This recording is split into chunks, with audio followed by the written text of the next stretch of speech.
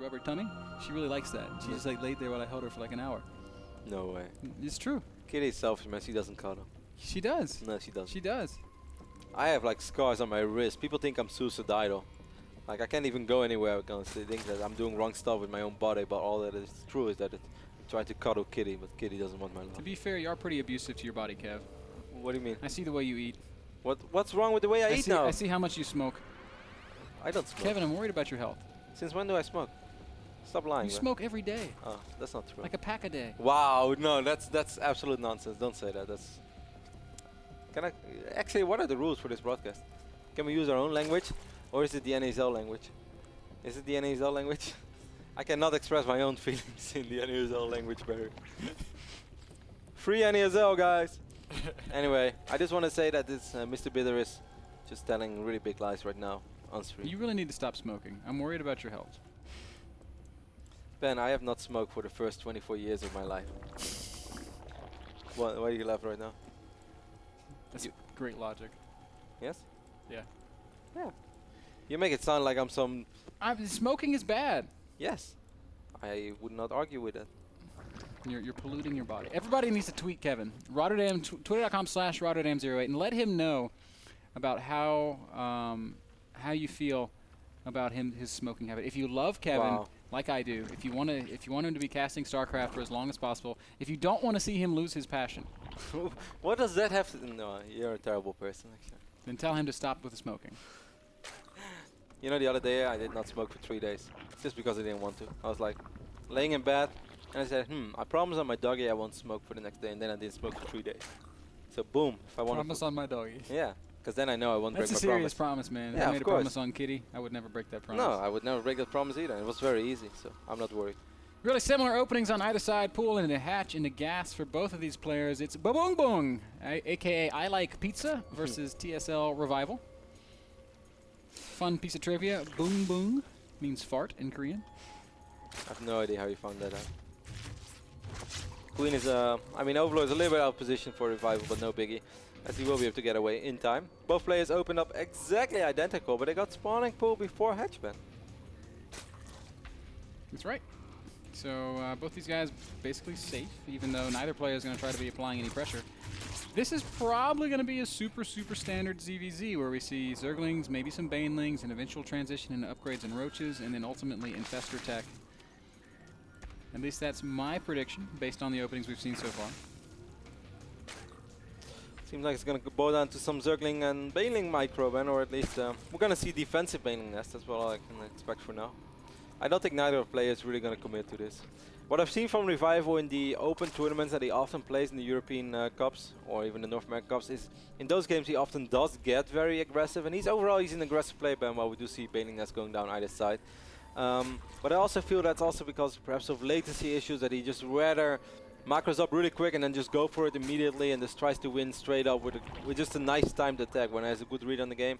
Just trying to push the issue as quick as possible rather than let it go into a very long macro game where he's going to have to worry about super powerful spells like a Vortex, like anything else. So.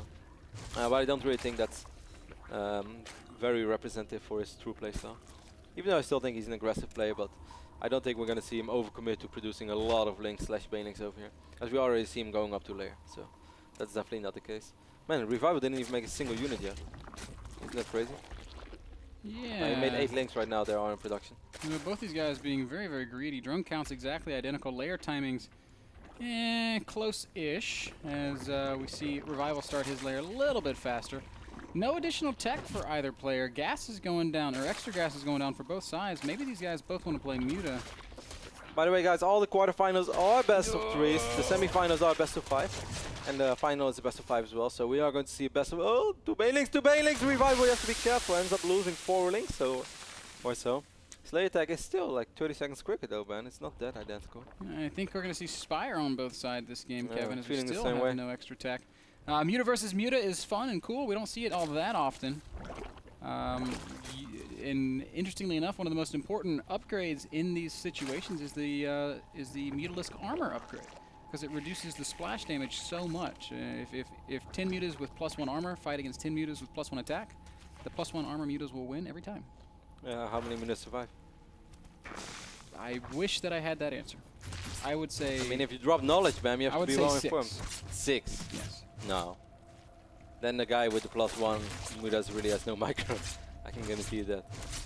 No, it's just that big of a difference, because if you don't have the armor upgrade, you're taking all of the damage. Yeah, of course, but still, if you micro, you should always be able to kill more than 4 Mudas. Well, if the other guy micros, then he should be able to save more than 4 Mudas. I mean, not if he's playing against me.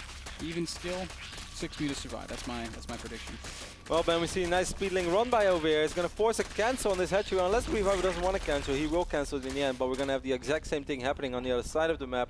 2 banelings are morphing over here, but I feel that's a little bit too late. Certainly, because Reviver has 4 banelings on his own. That's a good trade for Reviver, as he also took out the 2 links. So minor advantage for him, and he will force a cancel, even though the links are coming. Stop! Revival. Whoa! Whoa! Whoa! No cancel! No cancel, in fact, and even with the baneling detonations, I think Revival's going to come out of that substantially ahead. Well done, Revival. Doesn't have to lose these links, though. He doesn't have to do that. He's now, not doing that. Bboong has realized what's up. He's gone up to Infestor tag. This is a fantastic choice, given that he's going to be defending against Mutas. Good read. Talking about 6 Mutas, those are the amount of Mutas that were in production. You're going to have 7 right now. Speedlings have to be careful. There are quite a few banelings morphing over here for Revival. Revival is most likely going to be forced to cancel this hatch once more, and that's what he does immediately. Immediately cancels it, and then of course immediately restarts it. Now, Infestors are not the sort of hard counter that you often think when you talk about Infestor versus Muta. They're fantastic, but as Kevin was talking a little bit earlier, if you want to talk about micro, Mutas that are well split up can force big energy investments to kill them. And so, I mean, Revival could do some really serious damage with the Mutalisk. There are no spores either. I don't think Revival's really going to try to get in Bboong's face too much, though. I think he just wants to kill some Overlords. He should know what could potentially happen. There's a lot of links over here. He's going to try to force cancel once more. 4 banelings is pretty scary. Oh, wow, that's not very well done by Revival. He ends up losing all those links. Hatchery, I think. And Fungo's going down on the Mutalisk as well, Ben. God, the Spore Crawler is even done. Worst case scenario. One more Oh my goodness, that's Revival. Again, like I was saying, absolute hard counter are the Infestors to the Mutas. Well, nothing better, guys. When you don't micro, that is exactly what happens. These Mutas will... I think he was focusing on the other side of this map, Ben. And I don't think he expected Infestors already. Oh, that is really a big bummer for Revival. He was doing a pretty good job there, but now he's in a bit of a tough spot. Oh, nice transfuse. Did you see that? Now, those are the kind of transfusions I like, Ben. Keeping that Infestor alive. Don't you be hating on transfuse, bro. It's my most favorite ability of all time. I know. For the people who missed it, Ben's once upon a time used 3 infuse on an Ultralisk, and he showed it to me like he just invented the wheel. Next time you show me something cool, I'm going to be like, that's not that impressive. Well, that's never going to happen, since every time I want to show you something, you don't watch it. I do. What up, hater? I do watch. I always watch. You never watch. You are such a liar. Well, welcome to the club, Ben. Yes, you were just lying on cast. Pinky promise. Yeah, bitter is never honest. You don't know. You don't even know. Oh, see a cruising around Contaminate being used. How often do you see that? Seldom. It's a pretty fun ability, though. Prevents the larva production of the hatchery until it's gone. I think with the cheaper Overseer, I'm still waiting for somebody to make like 20 Overseers and just contaminate forever. Was that an Overlord or something? Yeah, there was like an Overseer idling over here, but the Overlord gave high ground vision, so the Spore Crawler just killed it. It's like talking about stuff you don't see very often. Smart.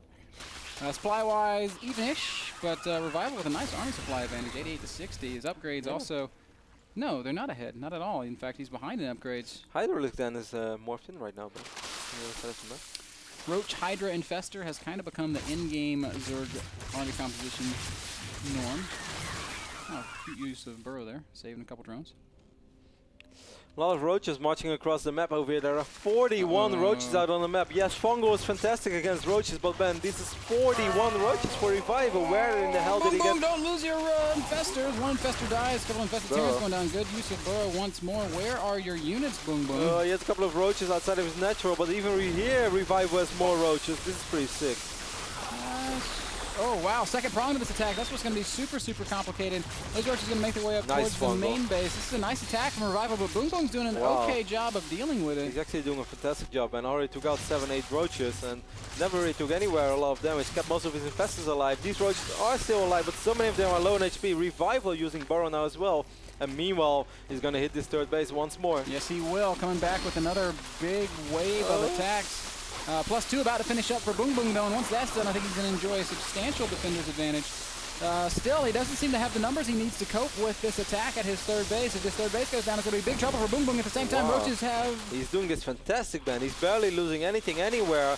Reinforcements streaming in right now. He's going to push Revival back. This started off with 41 against 14 Roaches.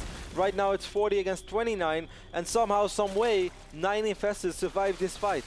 Very, very well done by Bboong. Still pushing Revival Unreal. back. Tried to continue with his harass up in the main base. That's really fantastic defense here by Bboong. But as we can see, the Roaches in the main is getting shut down as well. And third base still under fire, but still being just beautifully, beautifully defended. So many players would have totally crippled here under the pressure of Revival. But Bboong showing us fantastic defense, landing more great fungals. +2 is ready for his Roaches right now as well. And you can just see them, man. They're kind of like the Red Alert Mammoth tanks with the +3 rank on it. They shoot so powerful. And first Hydra is about to pop out as well. Revival basically was all in with his Roach aggression, but it did not work out. And now Bboong's going to have a vastly superior army to his opponent with substantially better upgrades.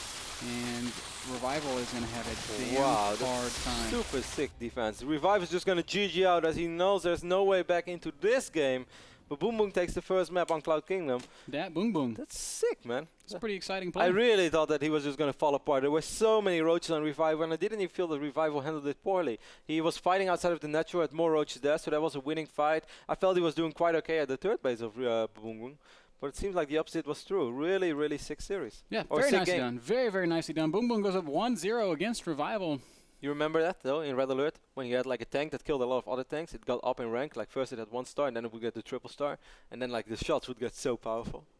You don't remember that? I only played... Oh man, you missed out. I played some Red Alert, but I never played it like online or anything. The Red Alert 2 was that. Like the only thing I made were the tanks that would shoot really, really far.